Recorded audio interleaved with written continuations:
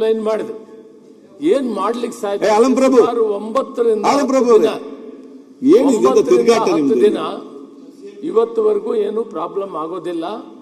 ನಾವು ಸಪ್ಲೈ ಮಾಡ್ತೀವಿ. ಆದರೆ ಇವತ್ತಿನ ಪರಿಸ್ಥಿತಿಯಲ್ಲಿ ನಾವು 20ರಿಂದ 30% ನಮ್ಮ ಸ್ವಂತ ಉತ್ಪಾದನೆ ಇದೆ.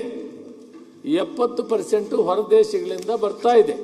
ಇಸ್ರೇಲ್ ಮತ್ತು ಇರಾನ್ ಯುದ್ಧ ನಡೀತಾ ಇರೋದ್ರಿಂದ ಸುಮಾರು 10 ವೆಸಲ್ಸ್ ಅಂದ್ರೆ ಹಡಗುಗಳು ಆಯಿಲ್ ಅನ್ನು ತುಂಬಿಕೊಂಡಿರೋನ ಅಲ್ಲಿ ರದ್ದು ಮಾಡಿದ್ದಾರೆ, ಬಿಡ್ತಾ ಇಲ್ಲ.